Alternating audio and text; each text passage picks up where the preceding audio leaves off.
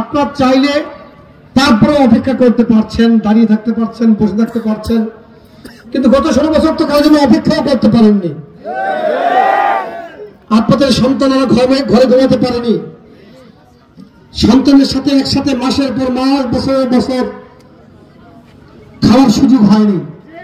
হয় সে কারাগারে ছিল, না হয় ফেরারি জীবন যাপন করেছে।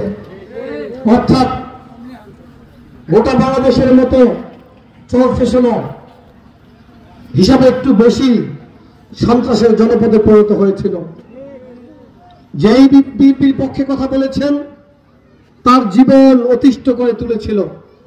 অর্থাৎ সরকারের সাথে ভিন্ন মত পোষণ করার কোন সুযোগ, হয় তারা ক্রস ফায়ারে নিহত হয়েছে, না হয় গুম হয়েছে, না হয় খুন হয়েছে, না হয় মামলা হামলার শিকার হয়ে জেলখানায় ছিল কিংবা ফেরারি জীবন যাপন করেছে।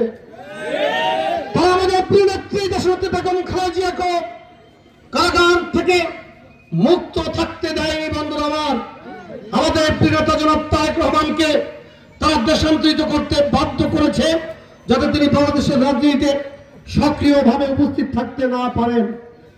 কিন্তু গত 16 বছর আমাদের প্রিয় নেতা বিএনপির ভারপ্রাপ্ত চেয়ারম্যান জনাব তারেক রহমান ফ্যাসিবাদ বিরোধী ধারাবাহিক আন্দোলনের নেতৃত্ব দিয়েছিলেন।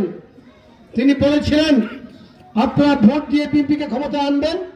আমি এই জন্য আন্দোলন করছি না, আমি আন্দোলন করছি যাতে আপনারা আপনাদের ভোটের অধিকার ফেরত পান। অর্থাৎ ভোট কেন্দ্রে গিয়ে লাইনে দাঁড়িয়ে পছন্দের প্রার্থীকে যাতে নির্বিঘ্নে ভোট দিতে পারেন, সেজন্যই আমাদের প্রিয় নেতা জনাব তারেক রহমান জীবন বাজি রেখে রাজনীতিতে আত্মনিবেদন করেছেন।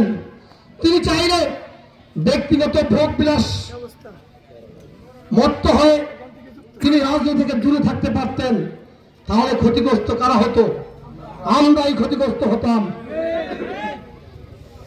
আমাদের নেতা তারেক রহমান যদি ফ্যাসিবাদ বিরোধী আন্দোলনে নেতৃত্ব না দিতেন, ফ্যাসিবাদের বিরুদ্ধে প্রতিবাদ না করতেন, তাহলে এই ফ্যাসিবাদ চিরস্থায়ী হওয়ার ক্ষেত্রে কোনো বাধা ছিল না। বন্ধুরা আমার, আল্লাহর অশেষ রহমত, তারেক রহমানের মতো একজন নেতা আমরা পেয়েছি, যিনি এই জাতিকে ফ্যাসিবাদ থেকে মুক্ত করার জন্য গোটা জীবনকে উৎসর্গ করেছেন। ব্যক্তিগত জীবন আর পারিবারিক জীবন বলতে কোন জীবন তার ছিল না। বন্ধুরা আমার, প্রাথমিকভাবে আমরা একটি সফলতা অর্জন করেছি, তা হল আওয়ামী ফ্যাসিবাদী সরকারের পতন হয়েছে। কিন্তু আমাদের যে কাঙ্ক্ষিত লক্ষ্য বাংলাদেশে মানুষের ভোটাধিকার ফিরিয়ে আনাটা কি হয়েছে? এখন পর্যন্ত বাংলাদেশে একটি